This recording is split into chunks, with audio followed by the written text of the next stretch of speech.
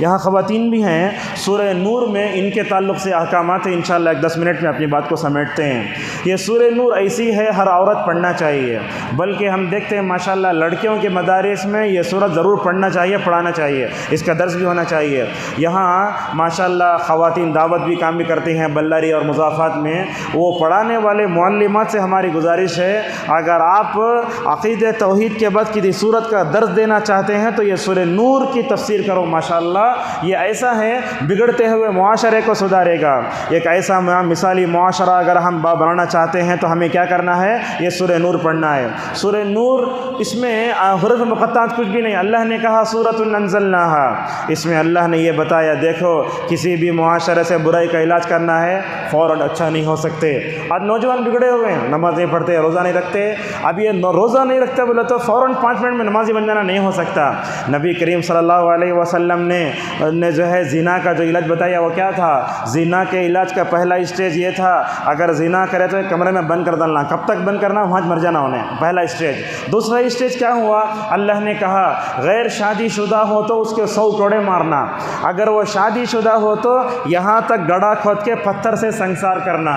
نبی کریم صلی اللہ علیہ وسلم نے ان سزاؤں کو بڑی حکمت عملی کے ساتھ مدینے میں نافذ فرمایا۔ اور یہ بات یاد رکھیے اللہ تبارک و تعالیٰ نے جو بھی حدود تعزیرات اسلامی سزائیں اتاری ہیں ان کو دیکھ کر مسلمان سوچتا ہے کیا یہ چوری کرے تو ہاتھ کاٹتے سی ہے، کیا یہ زنا کرے تو کوڑے مارتے سی ہے۔ یاد رکھیے اگر زنا کرنے والا بڈھا ہے واجب القتل ہے، اور ان تمام سزاؤں کو ہم انڈیا میں نافذ نہیں کر سکتے۔ اس کو نافذ کرنے کے لیے کیا چاہیے؟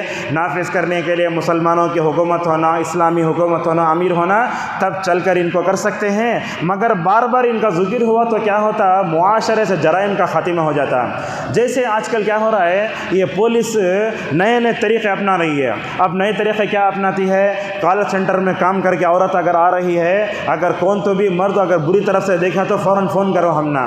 اسلام تو پہلے بول دے عورت باہر جانا چاہیے۔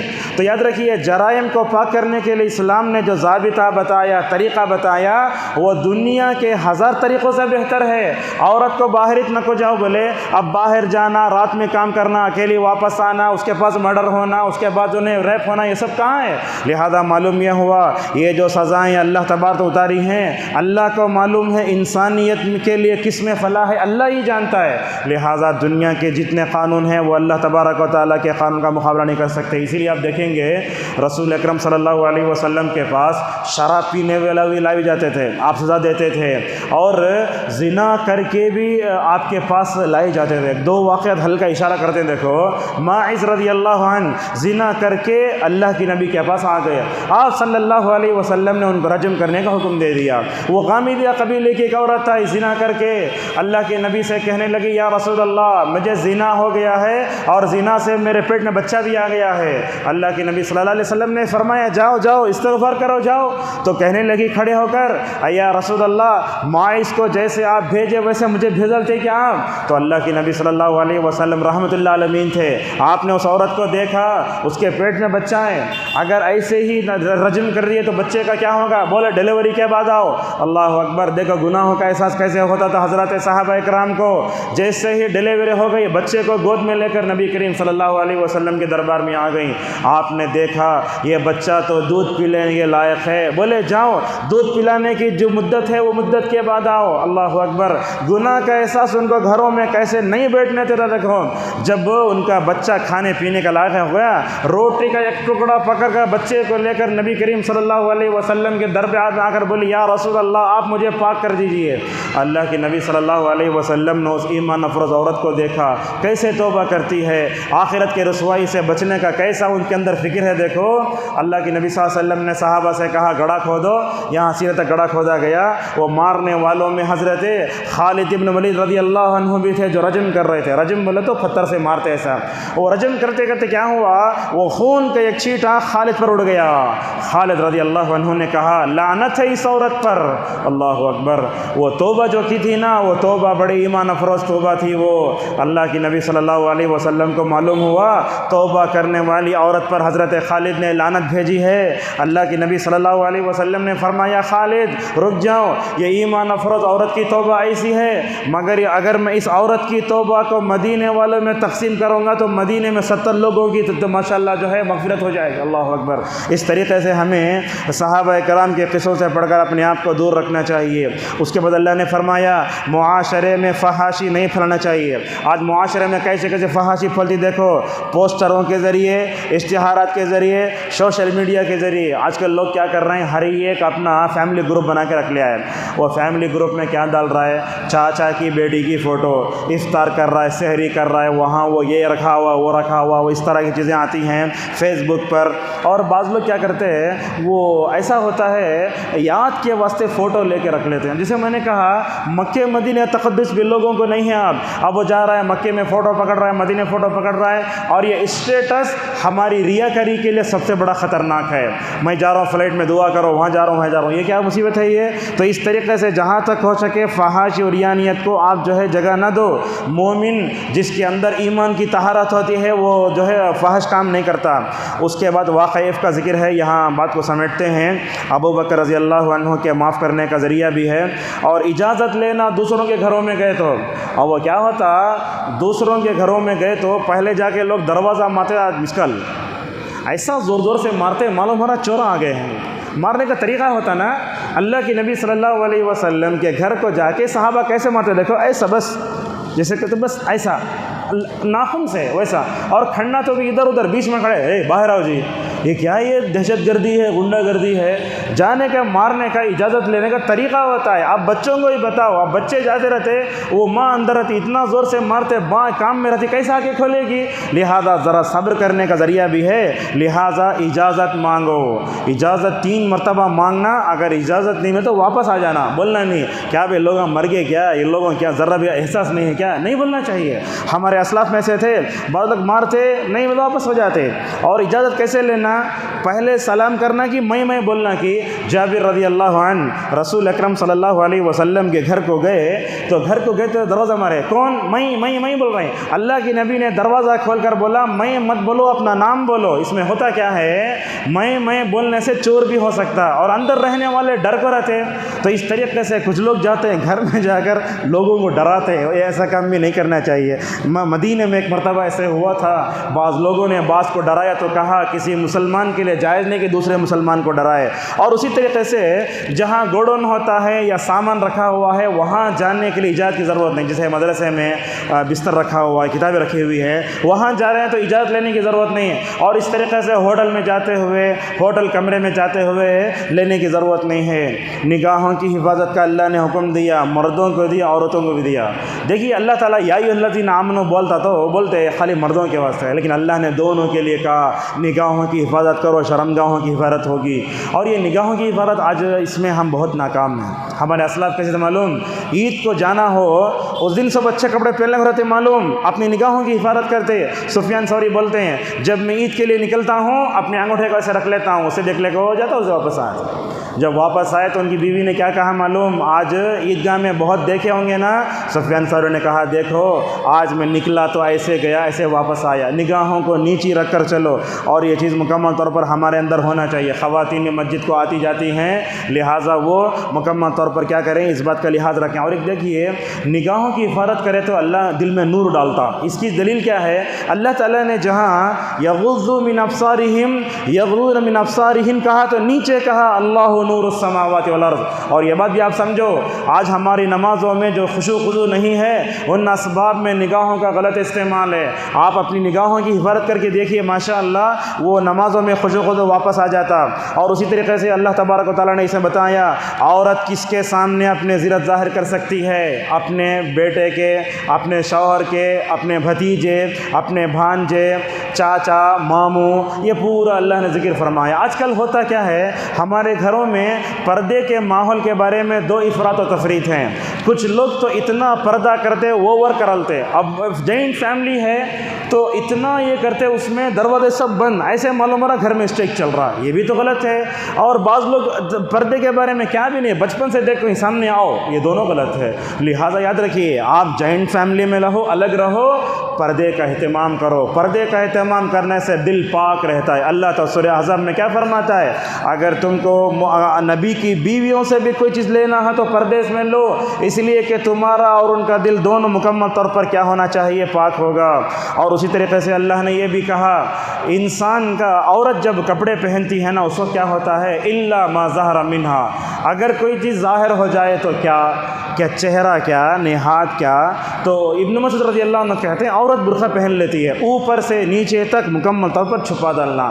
کبھی کبھی اندر کے کپڑے نظر آ جاتے ہیں، گاڑی پر پیچھے بیٹھتے ہوئے کوئی حرج نہیں ہے، لیکن عورت گاڑی پر بیٹھتی ہے تو اسے ان باتوں کا خیال بھی کرنا چاہیے۔ عورت جب بیٹھ رہی ہے تو ہم دیکھتے ہیں دونوں طرف پیر ڈالنے کی صورت میں یہ شرعی اوپر تک اٹھ جاتی، یہ بھی غلط ہے۔ اور اسی طریقے سے بعض عورتوں کو ہم نے دیکھا وہ اتنا لمبا ہے نقاب، وہ گاڑی میں آ کے نیچے گر جا رہے ہیں، یہ بھی صحیح نہیں ہے، بلکہ ایسے واقعات پیش آئیں گے نیچے گر کے انتقال ہو گیا ہے، استغفر اللہ۔ اور اسی طریقے سے بعض لوگوں کو ہم نے دیکھا، یہ بات بولتے ہوئے مجھے خود شرم آتی ہے، آج یہ بے حیائی کا زمانہ ہے، کچھ شوہر بیوی کیا کرتے ہیں، گاڑیوں کے سیٹوں پر محبت کا اظہار کرتے ہیں، نہیں ہونا چاہیے۔ یہ بیوی شوہر کے اوپر پڑ گئی ہے، غلط، سب غلط چیزیں، لہٰذا محبت کا اظہار کرنا ہو تو بند کمرے میں سب کے سامنے کرنا تو بے حیائی ہے۔ اور اسی طریقے سے عورت کو چست لباس پہن کر باہر نکلنا بھی نہیں چاہیے۔ آج کل تو ایسے لگن ٹائٹ چیزیں آ گئی ہیں، ان کو سب پہن کر نکلتی ہیں، بلکہ مجھے بولتے ہوئے بڑا تعجب ہوتا ہے، مکے مدینے میں 2004-05 کی بات ہے، وہاں کی عورتوں کے برقعے ہٹتے جینس پینٹ نظر آتی تھی۔ وہ کب کی بات؟ 2004-05 کی بات۔ اب کہاں ہے زمانہ نہیں معلوم۔ اب عورت جو لباس پہنتی ہے، 8 شرطیں اس کی حجاب کے علماء نے بتائیں۔ دیکھیے، عورت جو بھی لباس پہنتی ہے اس کے اندر 8 شرطیں ہونا۔ ایک شرط یہ ہے کہ سب سے پہلے اس کا پورا بدن ڈھکا ہوا ہو، دوسرا یہ ہے کہ وہ کپڑا موٹا ہو، باریک نہ ہو، ایسا کپڑا عورت کو نہیں پہننا جس کی وجہ سے عورت کا جسم جھانکتا ہو، اور تیسرا یہ کہ کشادہ ہونا چاہیے، تنگ نہیں ہونا چاہیے، ایسا برقع، ایسے کپڑے نہیں پہننا چاہیے عورت کو جس کی وجہ سے اس کے جسم کی صاف نظر آتی ہو۔ نمبر 4، عورت خوشبو لگا کر باہر نہ نکلے۔ آپ نے کیا فرمایا؟ اگر کوئی عورت خوشبو لگا کر مسجد کو آتی ہے تو فرمایا وہ ہماری مسجد کو نہ آئے، شیطان اس کے پیچھے بھاگتا ہے، وہ زانیہ کے حکم میں ہے۔ اگر خوشبو لگا کر مسجد کو نہیں آنا بولا تو کیسے عورت خوشبو لگا کر کس میں جا سکتی ہے؟ اس میں جاتی ہے، شادیوں میں جاتی ہے۔ اور ایک بات بڑے افسوس سے آپ کے سامنے یہ بتاتے ہیں، آج کل یہ عورتوں میں اپنے شوہروں کے لیے بن سنورنے کا ماحول ختم ہو گیا ہے۔ جب شادیوں میں جاتے باہر اس وقت سنورتے، غلط ہے یہ بات ہے۔ یہ بیویوں کو اپنا اسٹائل اپنا مکمل طور پر بدلنا چاہیے۔ اور اسی طریقے سے لباس کیا ہے، شہرت کے لیے نہیں پہننا چاہیے۔ بولتے کھاتا اپنے واسطے، پہنتا دوسروں کے واسطے۔ آج عورتوں میں ہے چاہیے، اب کہیں کسی اس میں جانا بولا تو شوہر سے پوچھیے کون سے کپڑے پہنوں میں، نہیں وہ کپڑے پہن کو ہوگا، ایک مطلب پہن کو ہوگا، ایسا نہیں ہونا چاہیے۔ آپ انسان شہرت کے لیے کپڑے پہنا تو نبی نے فرمایا اللہ تعالیٰ و نعوذ باللہ اسے شہرت کا لباس پہنائے گا۔ 6ٹھی شرط یہ ہے جو عورت لباس پہن رہی ہے مردوں کے لباس کے مشابہ نہ ہو۔